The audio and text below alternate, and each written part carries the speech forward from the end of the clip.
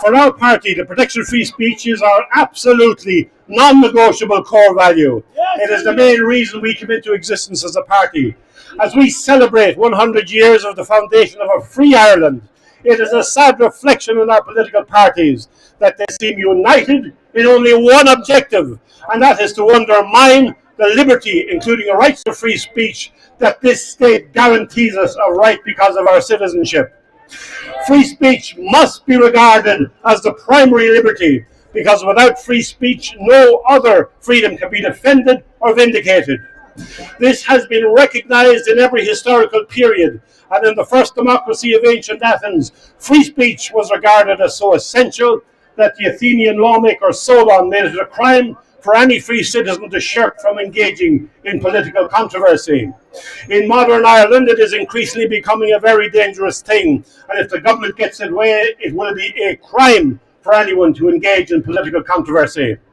Given our long history of oppression, this is something we as a free people cannot accept, and it is something which we will not accept.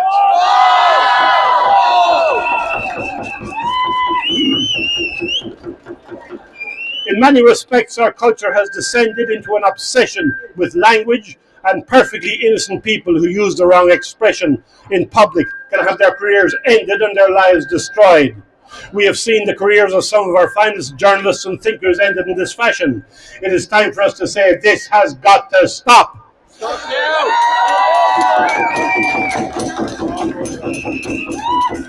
Our political parties have become more obsessed with how people express their opinions than they are with the welfare and the difficulties and the problems of ordinary working people. Why, in the midst of a housing crisis and a cost of living crisis, is this government obsessed with putting people in prison for using the wrong pronouns, as has effectively happened with Mr. Enoch Burke?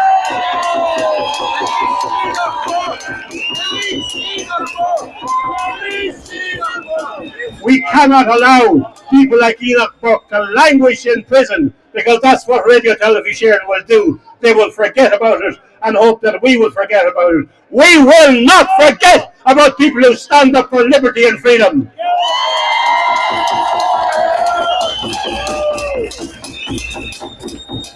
If our language can be destroyed and controlled, then the government can exert ultimate control over its people.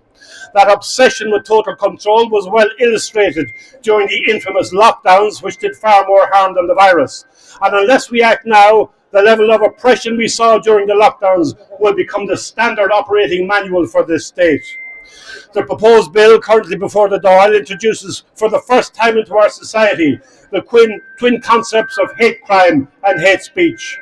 Does anybody think, as I do, that when you start using those terms in the context of legislation, that it brings us directly into the horrible world described by George Orwell in his novel 1984? Orwell warned us, well, that when an idea can no longer be spoken or expressed, it very quickly becomes an idea which can no longer even be thought.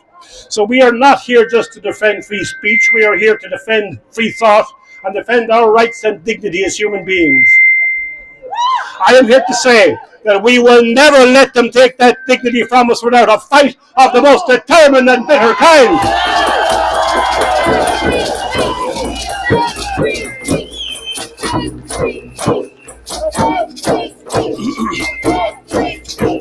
Protect free speech. The current bill before the Dáil has at least two elements that should indeed fill all of us with dread. It defines hate crime as any crime which is perceived by the receiving party as having been motivated by hate. Just think about that for a moment. Such a perception is purely subjective and can have no place in any just law. What burden of proof will be required other than someone's feelings? This is clearly a blackmailer's charter and a liar's license.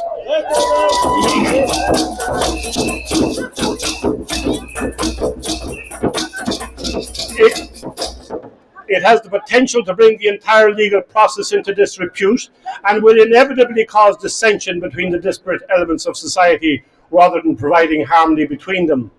In addition, the proposed legislation introduces a two-tier system of law, with a very restricted group of designated victim classes being empowered to use the legislation to attack and suppress the free speech rights of the majority population. This can only have the effect of increasing racial and social tensions. Can we not see that the kinds of social division and violence that we have seen played out in America's streets over the past years are a salutary warning to us of what may arrive here if our politicians continue to stoke the fires of racial division and gender hate? We can't let them do that.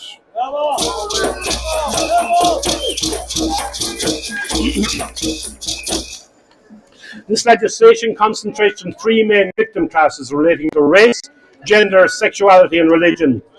The documents accompanying the legislation class homophobia as a negative attitude to homosexuality, not, mark you, a negative attitude to homosexuals. Anyone, therefore, who is concerned with their children being exposed to homosexual pornography or propaganda, as we see so often in our schools, and expresses a negative attitude to this, has the potential to face prosecution for an aggravated crime in a situation of conflict. The potential for undermining religious freedom is very obvious, and we must ask, is it not intentional?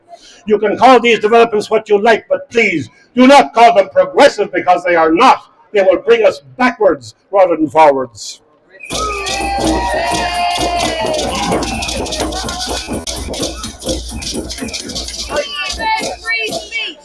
We must question whether the role of the Gardaí is going to be dramatically changed, and whether its members will now be forced to become the political arm of an emergent police state. And if you want to taste of what that may be like, think of the lockdowns on steroids. We need on Garda Síochána to be just that, guardians of the peace and not enforcers of an intolerant moral code of political correctness. The lockdowns may serve as a salutary warning of what the so-called new normal, the Great Reset, where you will own nothing and you will be happy, will actually be like. We must make it clear that we will not have a new normal. We will have no Great Reset. We will not accept the destruction of our society and the destruction of what have been our normal methods of behaviour.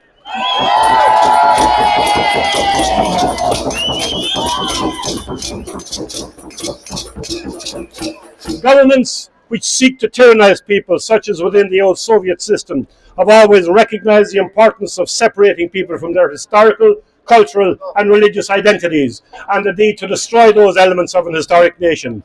Can we not see the same forces at play in the Ireland of today, as indeed through all the states of the European Union, which has set its face so strongly against democracy and human liberty? We see, or let the government know that we are proud of our culture, we are proud of our history, we are proud of our roots, and we will never let government exercise tyranny over those values. In many ways, this is why the proposed hate speech legislation concentrates on racial matters. Couple this with the Agenda 2040, whereby government proposes the mass importation of up to 1 million persons into this country, and it becomes increasingly clear that Irish people will not be able to maintain any form of national identity into the future. Every day we see hundreds of unvetted foreign nationals being brought into this country with the purpose of replacing the Irish population and breaking the concept of national identity. Very soon you will not even be able to protest against this, because to do so would be classed as hate speech. That is why legislation is being introduced now to prohibit discussion about the replacement of the native population and to imprison those who raise that issue. In the midst of a housing crisis, we propose a mass importation of people from every part of the world without any economic justification. And any person who speaks against this is described in the claptrap language of our government and our journalists as a racist, a xenophobe or worse. We must proudly proclaim that seeking to protect our nation from social and cultural disintegration is not a racist value, but a patriotic one. 3 more minutes.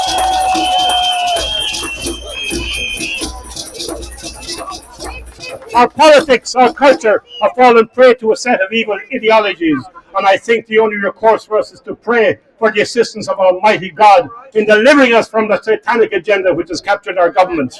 Our politicians seem blissfully unaware of the consequences of what they are doing and simply respond to media pressure and to the orders they receive from their masters in the European Union and the globalist institutions such as the World Economic Forum.